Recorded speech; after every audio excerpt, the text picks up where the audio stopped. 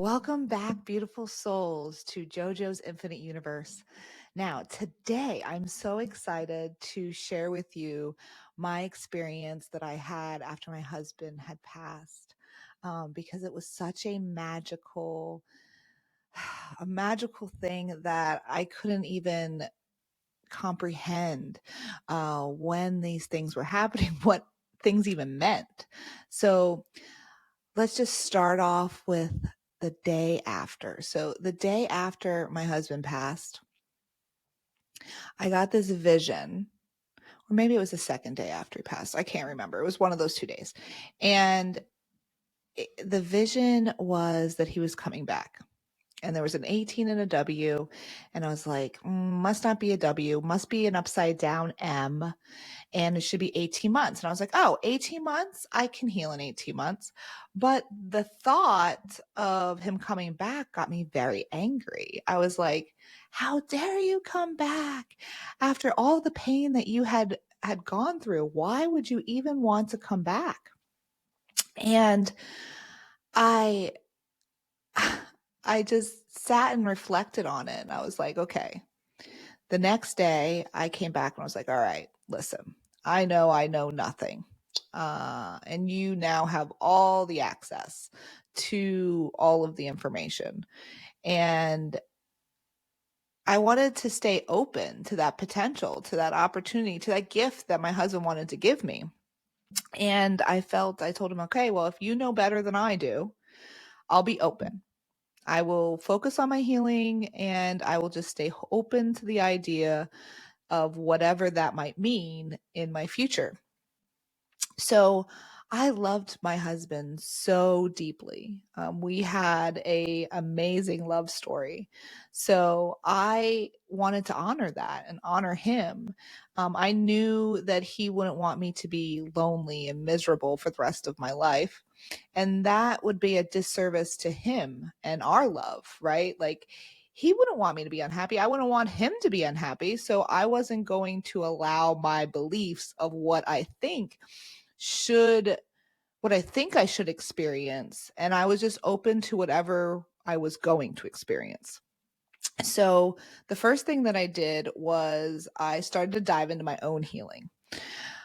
I started to reevaluate my belief system. I started to get rid of my shadows and make sure that when I was going to be prepared for this person, whatever the heck that meant. So it drove me into my healing journey. Um, I started off like doing lots of research too, because I was like, well, I don't know what any of this means. Is this even a possibility? I mean, I do believe in reincarnation, but I wasn't sure how any of that really worked when it came to this scenario, right? Like in order for somebody to come back, in my mind I was like, well, how does that even work? This is a soul. Like, it's not going to be a baby, so how can he come back as an adult? And I had tons and tons and tons of questions. I thought I was going insane at one point because I was like, was this real? But then my girlfriend, who's a psychic, had the same vision. And that's when I was like, okay, the universe is giving me confirmation that whatever's going to happen is going to happen, that he is going to come back, or at least the love that he had for me was going to come back to me, that I was going to be able to experience that unconditional uh of unconditional love that everyone should experience, which gave me hope. And so what I did is I dived into my healing. I didn't know what I was going to expect every day. I had good days, I had bad days. The bad days, I would just wallow in it. I would just cry, feel as much as I could, because I knew the more I could feel, the more I could let go so that I could move on. That doesn't mean I loved my husband any less. I actually loved him more. And that's what propelled me to do this. It was the love for him that pushed me to want to get better, to live the best life that I can, in honor that he couldn't. But yet he was always there guiding me along the way of what I needed to do. So as I'm going through this journey, I'm doing lots of research. I'm like, okay, so what does this mean? So I Googled reincarnation, I Googled souls coming back, and I found lots of interesting information. Again, I still have no idea of what actually happened, or what has been happening. But I wanted to see, is this even possible, right? Like, has anyone else experienced this before? So I found out about a walk-in, which is where a soul basically takes over a body for someone who does not want to continue. That is usually during a traumatic event, so someone that is in a car accident or things like that. That's a theory that I had found.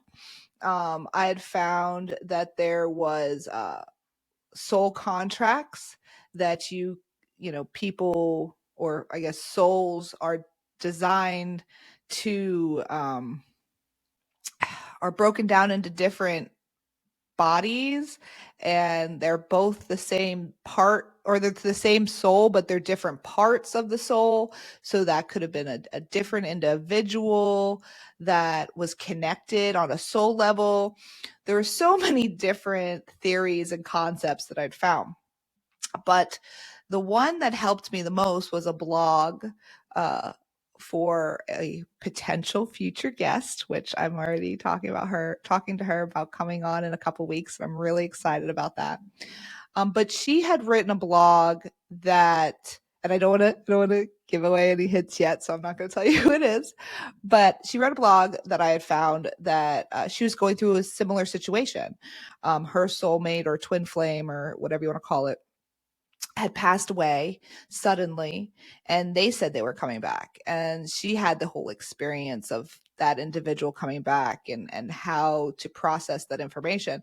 So I had lots of questions for her, and I called her up and explained to her my situation. So I knew I was trying to find out, or trying to understand what I was to expect, because I had no idea. One day I was sitting down with myself, and I was like, okay, let's see if psychically I can figure out what this person's going to look like. And so I wrote down and I doodled a picture of what this person was going to look like. And funny enough, when I did meet this person, they looked exactly like that, which was a little crazy as well. So fast forward, I get through my healing, and now I'm like, okay, I need to get out of the house. I've been in the house basically for months, not working, no people, just diving into my healing. And I'm like, okay, it's time for the next step. I need to have someone to help me get out of the house and go do things with. And as a single person in a town that I don't know anyone, dating is usually the easiest way. And I know that's not probably the best answer, but that's what I did. I asked Jack, I prayed to Jack, and I said, listen, if you think I'm ready for the version of you that you want to send to me, send them. But if not, just send me someone who is going to be nice to me in the meantime. I wasn't looking for anything crazy, because I already had my love story, at least so I thought. And I wasn't settling for anyone. I wanted the person that he had for me. Like, I didn't want anyone that was going to mess up my healing. So I was very, very aware that I was going to put this person through the ringer, if you will, quote unquote. So I prayed to Jack, and the next morning I matched with John. His name is John, which is very similar to Jack, right? Same nicknames, things like that. So that was the first thing that caught me off guard, was the fact that his name was John. And I matched with him on Tinder the next morning. Like literally as soon as I woke up, he was there in my Tinder account. I didn't talk to anyone else, which was even more interesting, because right off the bat, it was like an instant connection.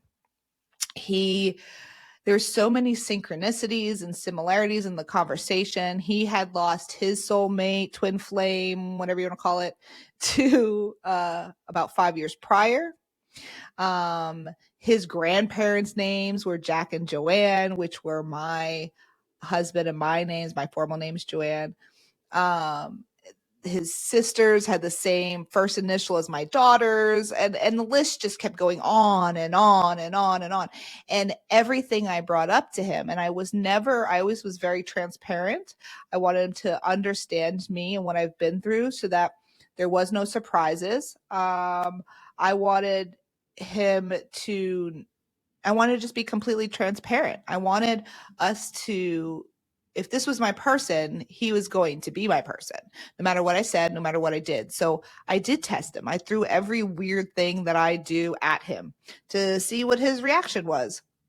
And no matter what I threw at him, he was always there with either a similar story or just kindness and compassion and intrigue, and never tried to change me or tell me I was doing something incorrectly. So it was very nice to be able to have that gift. But then the gift expanded.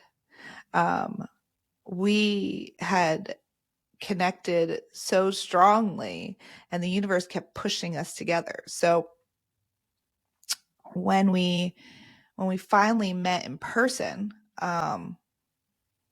which was not quite a month later, because again, I wanted to make sure that this was my person, or at least good for me, right? Like I wanted to make sure I wasn't going to have any negative, like I didn't want to backpedal on my healing, right? I didn't want someone coming in here and trying to mess with my energy. So I wanted to make sure that energy was going to be loving and kind, and it was just way over the top, honestly, because no matter what I did, it was always more than I expected, or it was always better than I expected. So when I first met him, it got a little weird in the beginning. And in the beginning, I wanted to make sure that he understood that that I didn't want him to replace Jack, right? That was a thing for me. I wanted to make sure that my relationship was unique, and I wasn't trying to fill a void. I wanted it to add to my life, not replace anything. So I told him from the beginning that I love Jack, and I will always love Jack, and I do have room in my heart for more than, for him as well. And he understood and accepted that because he went through a similar situation. Then when we met, it was crazy magical. From things that we experienced with, weird bird activity flying above and crazy things like that. But there was a big difference between the ages of John and Jack. So Jack was 51 when he passed, and John is 35. And because of the age difference, I wasn't expecting there to be very many similarities.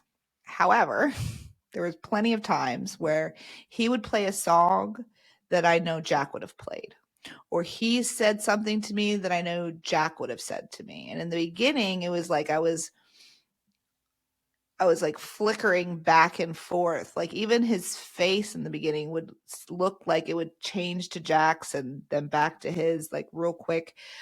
But it wasn't Jack. Like they don't even look alike at all, really. So it was, I didn't know how to, handle it, to be honest. I just wanted to stay open to the gift and process it as I went.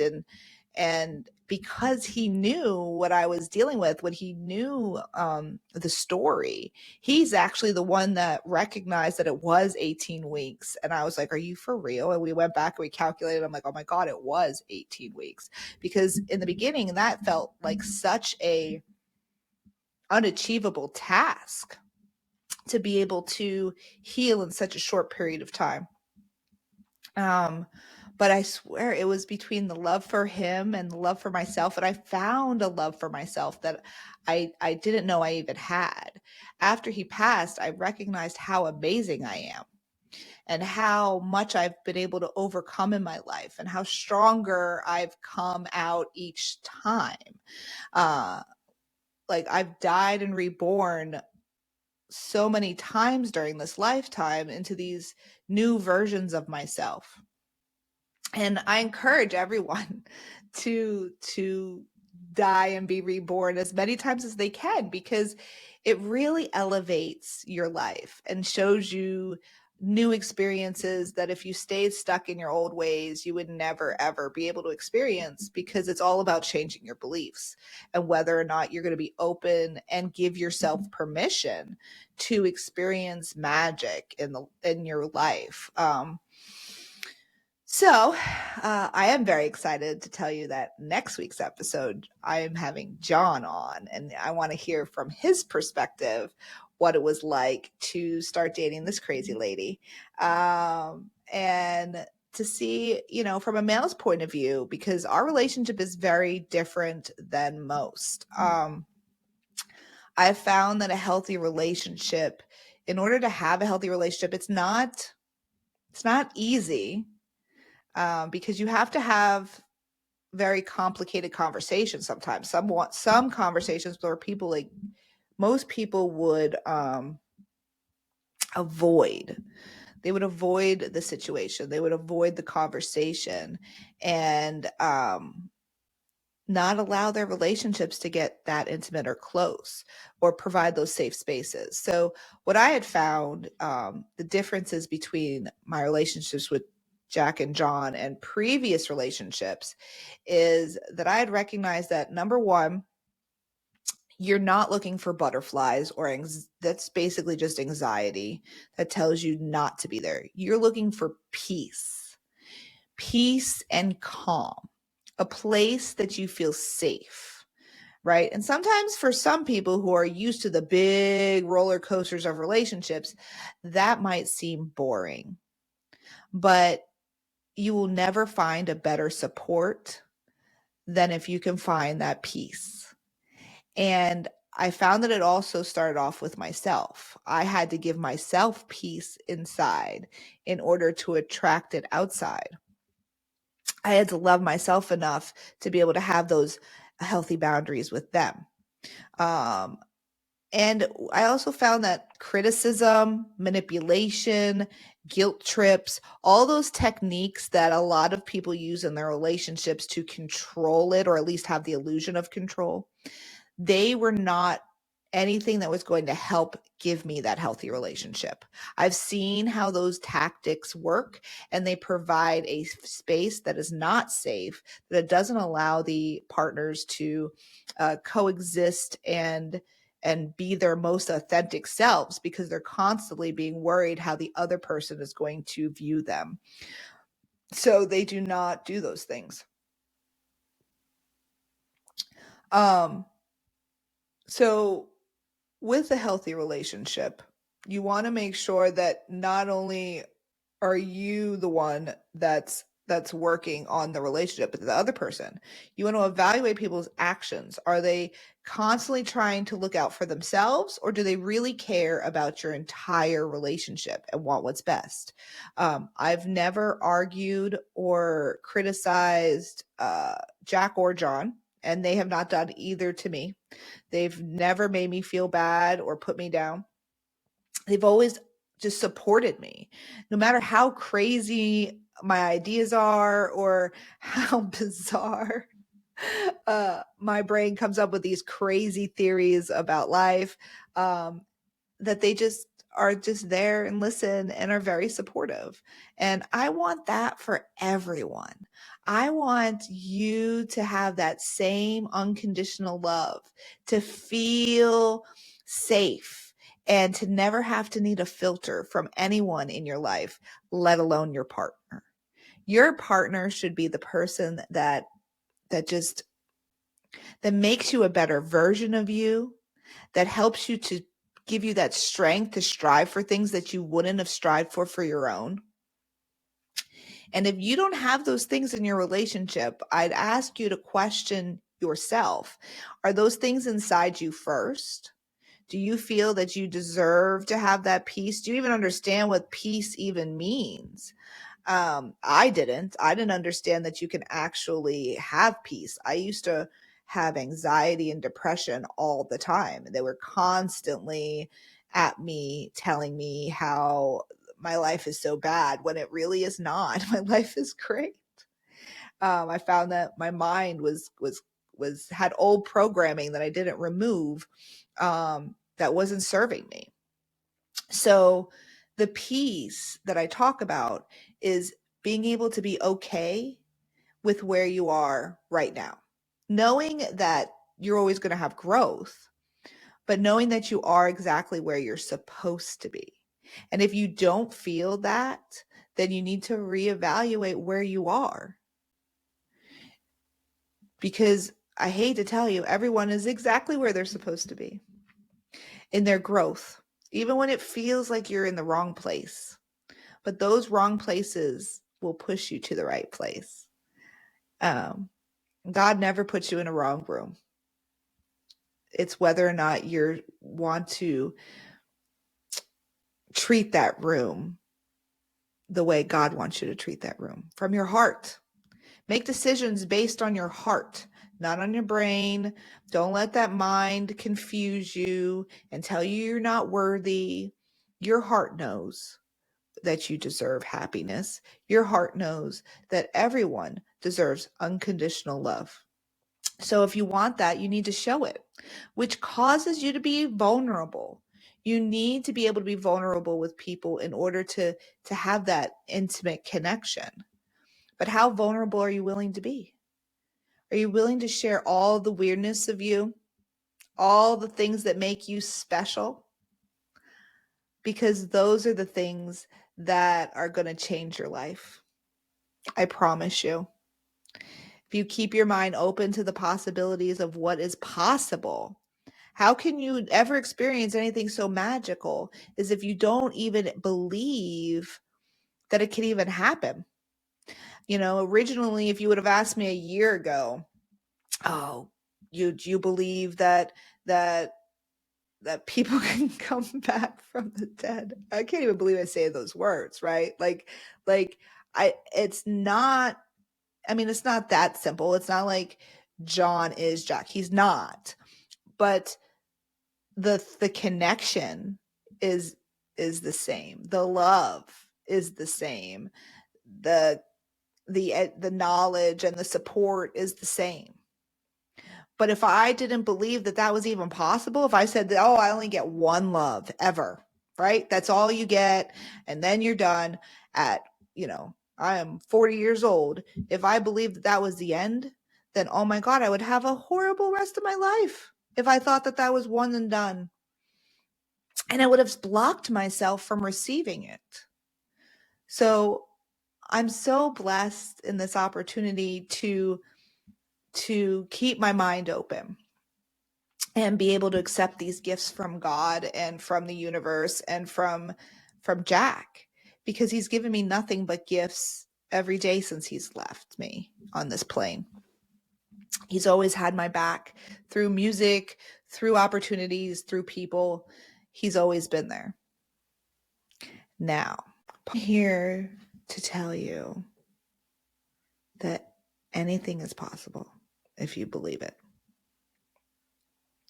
Are you letting your beliefs hold you back from your full potential?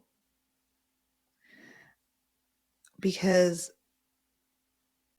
if you love yourself as much as the universe loves you, you're going to stay open to the gifts and And I'm so glad that I didn't close myself off, because it would have been like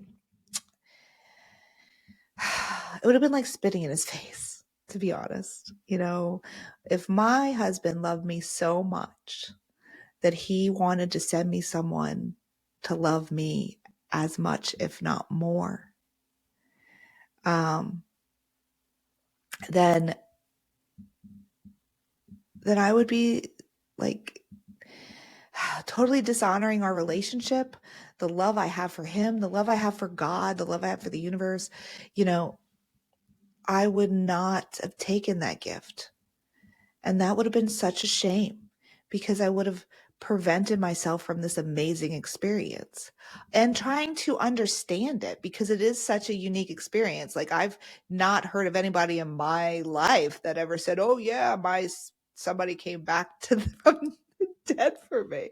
Like, I don't even, like, again, I try to comprehend it and my words just can't articulate it, because it's such a shock to myself as well. But this whole process has been eye-opening for me, and how I perceive the world and what I feel is possible. It's also allowed me to experience a love that I didn't even think existed a few years ago. So I bring this all to you because I want you to know that there's so much more magic in the world if you could just believe that it's available to you. And I wanted to show you how I went through it, because it was not easy. Like I said, to lose your husband, to then be told he's coming back, and then have another version, and trying to make it process in your brain so that you're not losing your mind is a whole nother skill set, right? Like how would you respond if your love of your life came to you in a vision and said, "Hey, I'm coming back," and then went to your friend and said, "Hey, I'm coming back to her, make sure she knows that so she can get better"? How would you respond with that magic? Would you shut down and block it, or would you be open and you would just do what you had to do to bring it into existence? And then the other thing, the other piece to this gift is John. John came into my life, and he's given me such love and support. He's helped me heal things in me that I couldn't have healed on my own. And he's a total gift from the universe, from Jack, from God, and I treat him as such. I take care of my gift. I make sure he's very happy and he has everything that he needs and is completely supported, and he does the same for me. I've never had a stronger partnership, someone that I know that I can rely on, who always has our best interest at heart. And I say that as our, not just his, not just mine, but our. What makes our relationship better? What brings us to another level? What can make us better individuals? What helps us to help other people? Because we don't take this gift lightly. The fact that we can both come back together, um, well, the fact that we can come together in a relationship that's in that same place of love that we've experienced in the past is a true gift.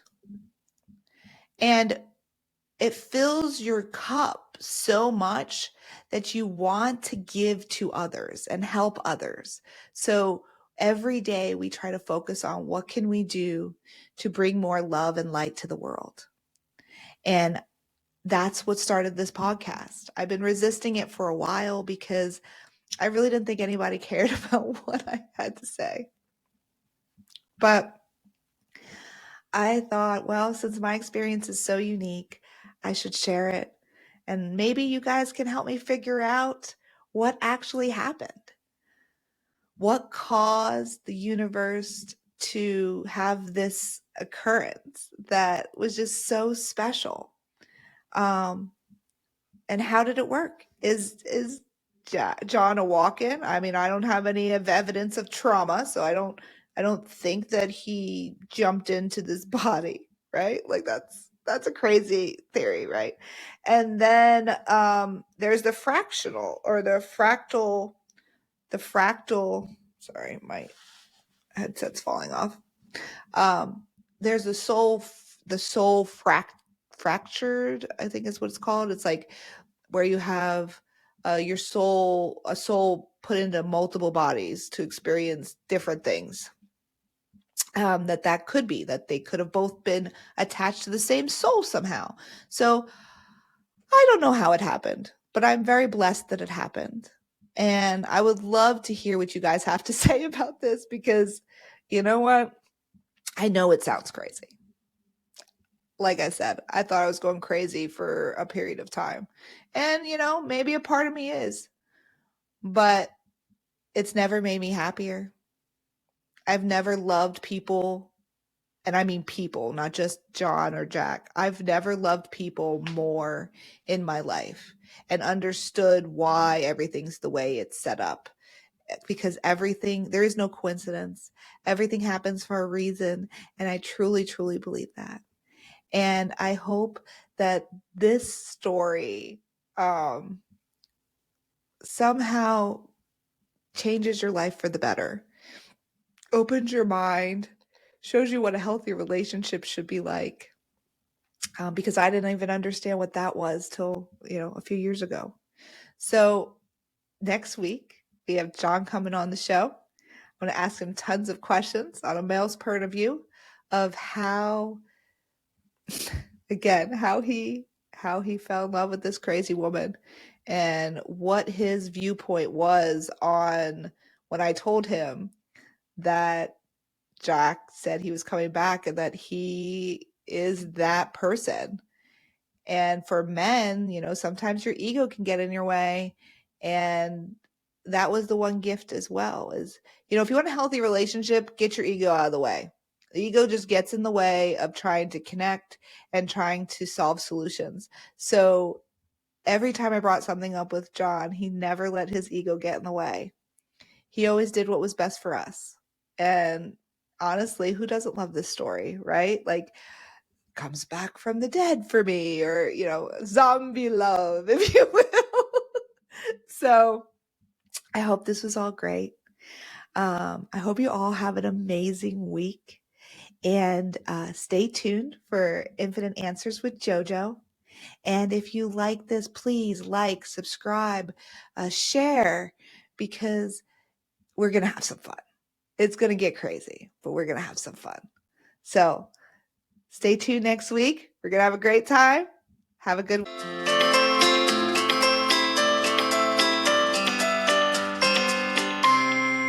Hi, guys, and welcome to Infinite Answers with JoJo. So today we have another question. I'm so excited that we're getting questions. Okay. I have read lots of self-help books, watched lots of self-help videos, but I still don't know exactly where to start on my self-love journey. Do you have any tips on where I can begin this journey so that I can love myself more? That's a great question. So there's a few things that I would recommend that, without knowing your specific story, of course, it's very hard to tell you exactly what to do specifically, right? Like, you know your traumas, you know what you need to heal inside you, you know the programming that's stopping you from believing in yourself or finding your full potential. So to unlock that, I recommend a few things. One is, therapy is great. Therapy or life coach, mind coach, healer, shaman, whatever your intuition is telling you to go to, try that to give you some perspectives and help you to identify the items that you want to improve upon. To work on your own, I would look at the loudest voices in your head. What are the ones that are constantly telling you you can't do things, or you're not worthy, or people are staring at you because of the way you look, or whatever story you're telling yourself? That's where you need to start. And you kind of break it open like an onion, right? You pull back layer by layer. And when you do identify what it is, you then have to tell yourself a different story, basically, over and over and over again, until that voice starts to disappear. So for instance, if um sometimes, even now, this voice that used to be very loud in my head, that now just kind of whispers, tells me that, my partner doesn't love me. However, every time I turn around, I can prove that voice wrong. But it's old programming from an old boyfriend, probably back when I was a teenager, right? So what I do is I just tell it to F off. I say, no, you're wrong. As you can see, this is not right. And because you keep doing that over and over and over and over and over again, the voice will be less frequent. It will start to become more of a whisper. And eventually, depending on what the belief is or what the thing that's holding you back is, it will eventually just disappear. So it all depends on how much it's rooted in your belief system, as how long it was going to take you or how much effort you're going to have to put into removing it. If you believe the same thing since you were 6, you're going to take more time to remove it than if it was just something that um, started about a year ago. So that would be the second thing that I would suggest. Um, the third thing is to examine who you allow in your close circle. What kind of energy do you have affecting you? Because the individuals that are in your life are going to ultimately tell you whether you're going to grow or not. If you have a group of friends or family that are super supportive of everything that you do, or at least most of the things that you do, and they don't put you down or criticize you, then you're going to have an easier time to find that self love. But if you're surrounded by people who are constantly degrading you and putting you down and telling you you can't achieve things, it's going to be harder. It's going to be a lot harder to hush those voices. So evaluate your scenario, do what you can do. Some situations are harder than others. But it's just one day at a time. It's a never ending journey of self discovery and self love, because as you heal one thing, another one will pop up. So please don't think that you're going to get to an end and be 100% healed. It's probably never going to happen. But to learn to love and accept yourself for who you are, where you are, especially now, just now in this moment, accepting that you are who you are, that God put you here exactly how you are on purpose. Like, He didn't make a mistake. You're a miracle. So if He put you in the room that you're in, why are you there? Right?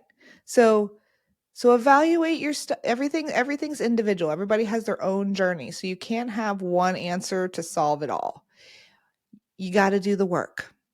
It's not a quick fix. It's a lifelong journey. So buckle in. It has its highs and its lows, but it is definitely worth the journey. The experiences you get to experience along your self-love journey are, they change the world. I know that's a lot to say, but when somebody really finds their self-love, they love others deeper. And then they teach those people how to love them. And it's just an endless cycle and ripple. So I look at my self love journey as a way to help others and show others so that we can change the world together. So I hope this answer helped you. Went from helping you self love to saving the world, but I think we can do it. I think we can do it. So I hope that helped. And if you guys have any more questions, please DM them to JoJo's Infinite Universe on Instagram, or you can email me at JoJo's Infinite Universe at gmail.com. And I'm really, really excited for next week's episode. I hope you all are back. But have a magical week. Thank you. Thank you so much for watching. If this week's message spoke to you, please share it so that it can help someone else too.